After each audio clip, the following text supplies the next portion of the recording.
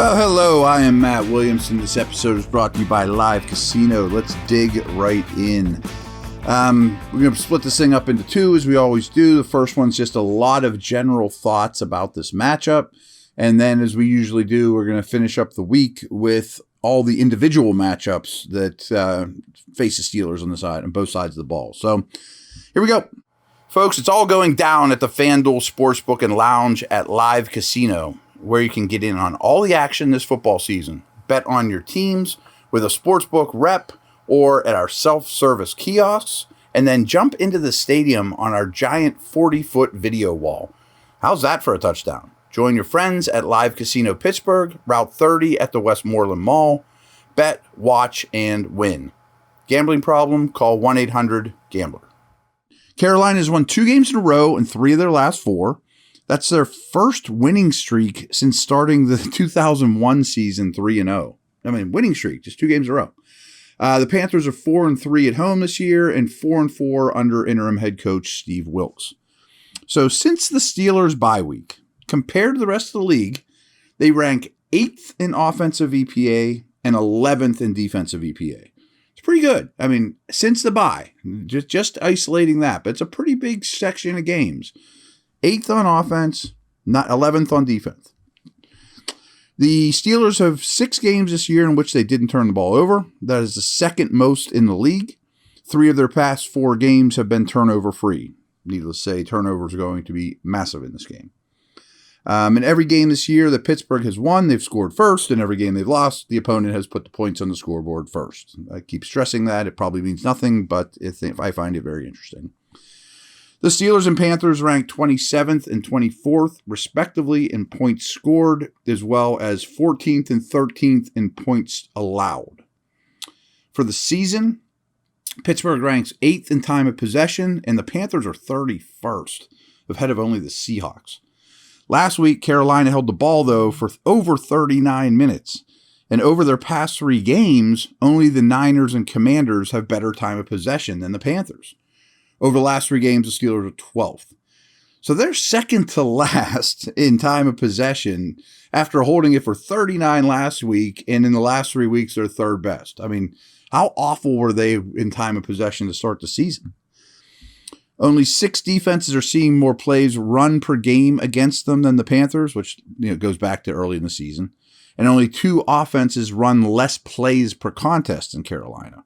Overall, Panthers games this year averaged the 26th most combined plays run. So not a lot of plays run in Panthers game is basically the point, both sides of the ball.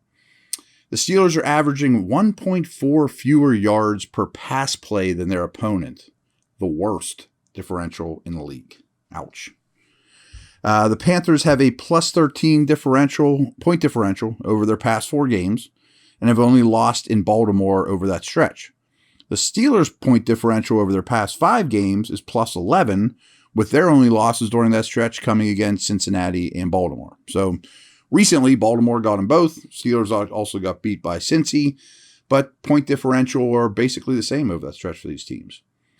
Turnover differential. The Steelers are now dead even, while Carolina is at -2. Only the Eagles have more interceptions than Pittsburgh. A lot of people ask me, why doesn't this defense take the ball away? I'm like, they're second in interceptions. But here's the thing. The Steelers are dead last in taking the ball away via fumble. A lot of that's luck. The Steelers and Panthers have 17 and 16 giveaways respectively, which is right in the middle of the league. But only the Texans and Colts have thrown more interceptions than the Steelers. Not great company. However, only the Cowboys and Raiders have lost fewer fumbles than the Steelers. So they're not recovering fumbles and they're not losing fumbles. Pittsburgh. Carolina has fumbled the ball 18 times, but they've been very fortunate too. They've only lost 6 of those 18. You usually lose about 50%. They've also caused 13 fumbles, but have only recovered 4. So they have had bad fumble luck on defense, but they've had really good fumble luck on offense. So I thought some of the turnover stuff was kind of fun with these teams. Break time, sip of the water, and we will come back with a lot of individual matchups that I find really interesting.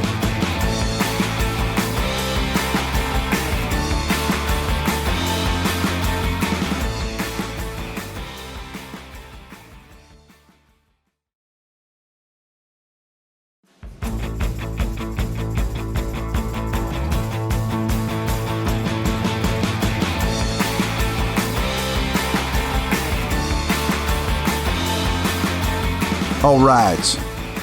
I mean, this has been the case for several weeks now. The last two opponents are unbelievably run heavy, as are the Panthers. I assume you know that by now.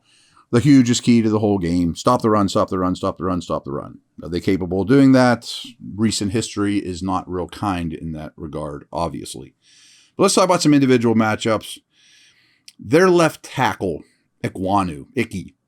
Very early pick this year, really physical. I love him. And he's really emerging quickly in protection after struggling early in his rookie year. He'll be against Highsmith one-on-one, I'm sure, all the time in passing situations. Highsmith needs to do a good job of securing the edge in the run game, too. He is a handful to deal with in the run game as a downhill blocker. But maybe Highsmith can beat him with some first-step quickness, that type of thing, spin move, stuff that he's good at in protection. So on the other side, Moten is a quality right tackle. He's fighting some injuries. Even with Watt being not super productive since he's come back, I would imagine he's going to get a lot of help against TJ. I thought TJ did a good job, and Highsmith did a good job securing the edges in the run game last week. I didn't think they were the problem. I doubt they're the problem in this one against the run. Hopefully you can get the Panthers in some third and medium. Well, third and medium's a rundown for them probably. Third and long, where you actually have some situations where the two edge guys can go to work. We'll see. That goes back to stopping the run. This is fun. Last week, we saw an 8 offensive line package by Carolina that they call their RB package. We've got the meats, just big, beefy dudes. And if you think about that, a running back, a quarterback, 8 offensive linemen doesn't leave much else. A tight end or DJ Moore or whomever. I bet they see it again. I bet the Steelers had to practice against it this week. And more, I keep thinking the heavier personnel the Steelers need to employ, the less talent they have on the field, which also goes with the Wormley injury. But then you can't get deep into your defensive backs, nickels and dime stuff. So you might see a lot of that. And in turn, does that mean Spillane, Bush, and Jack are all on the field together? That's not your best 11, or is Leal playing an edge? Or, what do the Steelers do against extra offensive linemen? A sixth offensive lineman is odd, but 8 is crazy, so it's an obscene amount of beef out there, the RB package. Other side of the ball, I am quickly falling in love with Derek Brown. Actually, I'll just cut to the chase. They've had their last 3 first-round picks. I mentioned Icky, the left tackle, Derek Brown, big nose tackle plus. He's not just a Hampton plugger. And J.C. Horn is a shutdown man coverage corner. Boy, that's like exactly the 3 people the Steelers need. Give me the young, they're all like top 10 picks. Give me the left tackle, big time nose, pocket pusher, and more man-to-man corner. Boy, can you imagine throwing those 3 guys on the team? I know it's not how the world works and it's fantasy land, but that's exactly what I'm looking for this offseason. Anyways, Derek Brown is going to present problems. Running up the middle, he is much more powerful than Cole. He's a much better physical specimen than any interior Steeler defensive lineman, and he's really come into his own. Keep an eye on him. Don't just think, boy, they can't move this guy in the middle. I'm like, he's a stud. In a year from now, everyone will know who he is. If he was on the Bills or a high-profile team, a Chiefs, people would realize how good Derek Brown is.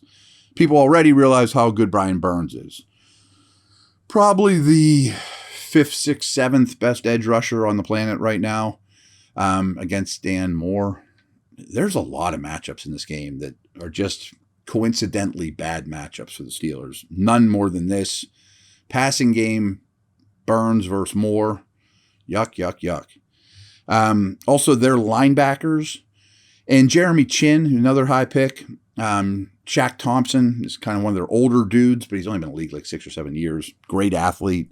This Luvu guy has been all over the place, does everything well. And Chin, the strong safety, those guys will spend a lot of time passing off guys in zone, playing a lot of man against Freiermuth, all of whom match up pretty well against Freiermuth. Again, the things the Steelers do well, the Panthers counter well. So those three are going to be all over the place, and I really have their matchup against Freiermuth in particular.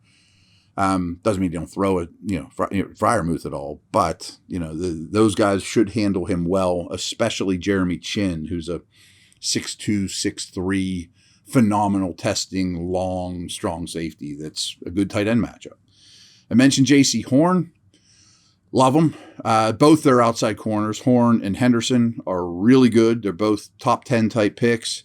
They stole Henderson from the Jags. I don't know what Jacksonville was doing there. There was some kind of character issue, or Jags don't keep their first round pick.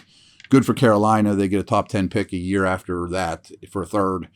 They have 2 man coverage corners that don't really travel to the slot, but the Steelers don't really have a slot. Like, the best way to attack these guys is with a strong slot presence. Well, you going to win this game with Sims and Gunner? I don't think so. But Horn will travel, and you don't see a lot of traveling in today's NFL. But Horn has done it, I think, 2 of the last 3 weeks. He traveled with Cortland Sutton. Cortland Sutton's not a great player, but he was their best option, so he went with them. I would think Horn will travel with Deontay. Teams still treat him as the number one, partially because they target Pickens 3 times a game. So that is a matchup that not only favors Carolina, because I think Horn is becoming one of the best corners in the league already in year 2, but I'm curious how they do that, because Henderson, again, is really talented too. Will they travel, or they just go left-right and say, you guys can figure it out from there, because we like both our matchups, whether we travel or not. So in the end, I don't know who the better team is, to be honest. The Steelers just lost a tough one. You can look at Carolina and be like, they're playing better, and maybe they are. But if over the last month, it's pretty similar. Carolina's passing game is unbelievably bad, though. But I think the matchups are really bad for the Steelers. Stop them to run. They have good matchups for the Steelers receivers, including Freiermuth. What do you do against Derek Brown? Can they handle the beef of the Arby's package? That kind of stuff. So there you have it. I don't love where this sits right now for the Steelers, but I also think there's something to embarrassing Cam Hayward. Could not have been a fun week at the office, at the facility. And this is a well-coached franchise that has won a lot of games and has overcome things and know what it takes to win in this league against an interim head coach who's doing a great job. But the Panthers kind of need it more. I think that they have a really good chance of winning the South when it's all said and done, which is amazing. So, okay, over and out. Have a great week. I'll be back Sunday nights before they kick off the Sunday Nighter to recap Steelers-Panthers.